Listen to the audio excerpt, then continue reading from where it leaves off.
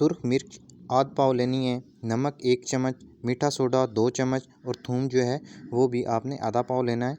इनको मिक्स करके और 3 दिन जानवर को दे देना है जी। तो डेयरी फार्मिंग की नुकसान होने की या डेयरी फार्मिंग नाकाम होने की एक बहुत बड़ी वजह सामने आ गई है। आज को मैं इस वीडियो में आपको डेयरी फार्मिंग के नाकाम होने की वजह बताऊंगा कि डेयरी फार्मिंग दिन ब दिन नाकाम क्यों हो रही है और जानवर जो है इस बीमारी की वजह से ज़ाया क्यों हो जाता है और फार्मर को इस बीमारी की वजह से बहुत ज़्यादा नुकसान होता है।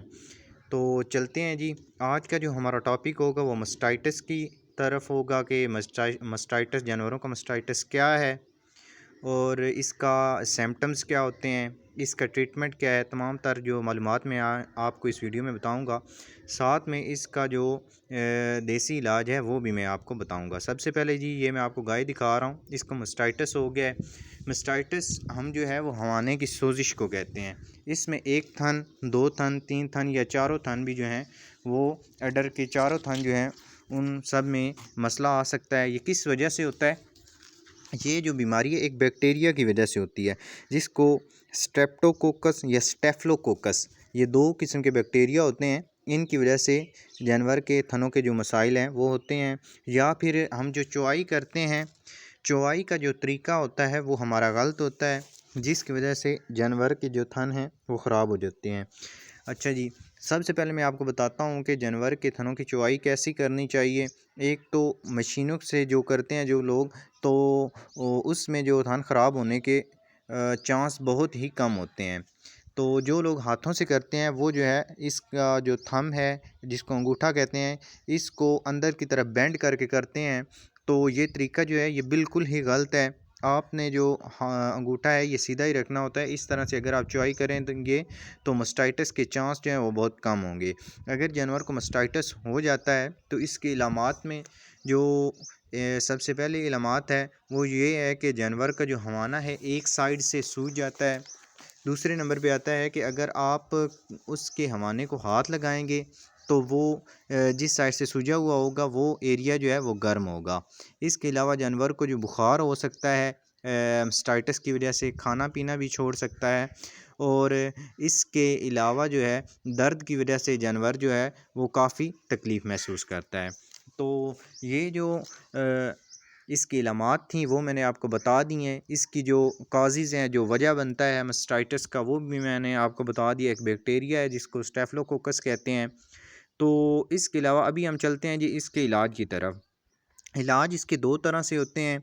एक जो है वो होम्योपैथिक से करते हैं, दूसरा जो है वो मेडिसिन से करते हैं। होम्योपैथिक में जो है आप सिरप वगैरह दे सकते हैं जिसमें फ़ाइब्रोसॉल है या फ़ाइब्रोफिट है, वो आप नीम गर्म पानी में मिक्स करके एक बोतल की जो है वो आपने 4 खुराकें करनी होती हैं। तो उस तरह से भी आप दे सकते हैं, वो होम्योपैथिक तरीका है। अगर आप इसका जो है वो मेडिसिन की तरफ जाते हैं, इंजेक्शन की तरफ, तो इंजेक्शन में जो सबसे बेहतर है इसके एंटी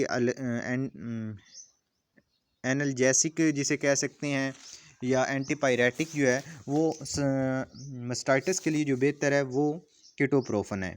जो सबसे बेहतर है वो कीटोप्रोफन है। कीटोजेट के नाम से भी आता है, या प्रोफिनोल के नाम से आता है, इसके अलावा कीटो के नाम से आता है और भी बहुत से नामों से ये इंजेक्शन आता है। इसके साथ साथ आपने एंटी एलर्जिक के तौर पर जो है मेप्रासान, एट्रोपिन, जेएवल, इन तीनों में से कोई भी एक लगा सकते हैं।